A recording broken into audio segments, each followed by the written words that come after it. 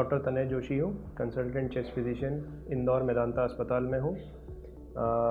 आज हम बात करना चाह रहे हैं ब्रोंकियल अस्थमा या एलर्जिक ब्रोंकाइटिस के बारे में।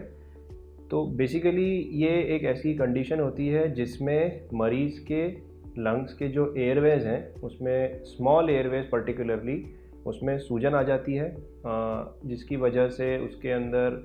एक्सेसिव म्यूकस का सिक्रीशन होना, एयरवेज का ट्रिगर फैक्टर्स के खिलाफ एयरवेज का हाइपर रिस्पॉन्सिव स्टेट में रहना और इन सब कारणों की वजह से सांस की तकलीफ़, दम फूलना, खांसी चलना, ये सब समस्याओं से मरीज़ जूझता है। ये बेसिकली कई बार मौसम के बदलने के साथ में, जो कि एयर में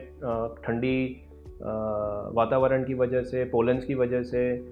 स्मोक की वजह से, डस्ट की वजह से, ये ट्रिगर फैक्टर्स होते हैं जो एक आम पेशेंट के अंदर हम लोग देखते हैं। इसके साथ ही साथ में ये कई बार दूसरे भी इसके ट्रिगर फैक्टर्स होते हैं, जैसे कि कोई मेडिसिन्स हैं, ड्रग्स हैं, बीटा ब्लॉकर जैसे होते हैं जो कि कार्डियक पेशेंट्स में आमतौर पे दी जाती है। कई बार एक्सरसाइज की वजह से भी ऐसा होता है, एक्सेसिव एक्सरसाइज की वजह से भी ये अस्थमा ट्रिगर हो सकता है और किसी कारणों के किसी पेशेंट्स के अंदर ये आनुवांशिक यानी कि जेनेटिक भी रहता है। जो पोलेंस की हम लोग बात कर रहे हैं उसमें एनिमल डैंडर या जो घर के बाहर जो ग्रीन गाजर घास या इस तरह के जो प्लांट्स होते हैं जिसमें एक्सेसिव पोलेंस शेडिंग होती है, ये बहुत इंपॉर्टेंट ट्रिगर फैक्टर्स होते हैं। डस्ट और स्मोक, ये दोनों फैक्टर्स जो हैं ये छोटे बच्चों से लेकर के बुज़ुर्गों तक सभी में सबसे आसानी से एक्सपोज होने वाले ट्रिगर फैक्टर्स हैं और ये सबसे कॉमनेस्ट फैक्टर्स होते हैं जिसकी वजह से पेशेंट्स को हॉस्पिटल आना पड़ता है। इन सभी चीज़ों के चलते पेशेंट्स को जब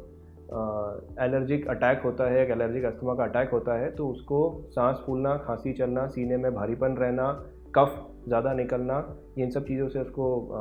परेशानी होती है एंड उसके बाद में फिर वो हॉस्पिटल इमरजेंसी में लैंड अप करता है। इसका मेन स्टे ऑफ ट्रीटमेंट जो है वो ब्रोंकोडायलेटर्स होते हैं, जो कि अपनी सांस की नलियां हैं उसको डायलेट करती हैं, जो सिक्रीशन, जो सूजन आ गई है जिसकी वजह से ज़्यादा सिक्रीशंस निकल रहे हैं एयरवेज के अंदर, उसको कम करती हैं। ब्रोंकोडायलेटर्स या इनहेलर्स अगर हम इनसे बोलें तो इस इनहेलर्स को लेकर के भी काफ़ी ज़्यादा मिसकंसेप्शंस हैं, लोगों के अंदर गलत धारणाएं हैं कि इसको इस्तेमाल करने की वजह से बहुत ज़्यादा साइड इफ़ेक्ट्स हो सकते हैं। इस इनहेलर्स के इस्तेमाल करने के वजह से उन्हें इसकी आदत पड़ सकती है, तो ये एब्सोल्युटली गलत है, ये बहुत ही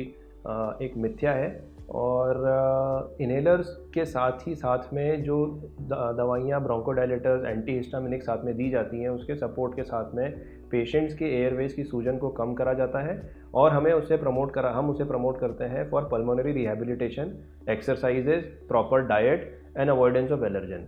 अगर पेशेंट इन सभी चीज़ों का रेगुलरली, नियमित तौर पर और रिलीजियसली पालन करता है तो डेफिनेटली उसके अंदर हमें बहुत अच्छे रिजल्ट्स देखने को मिलते हैं and over a period of time patient जो है वो कम्प्लीटली इनहेलर फ्री भी हो जाता है।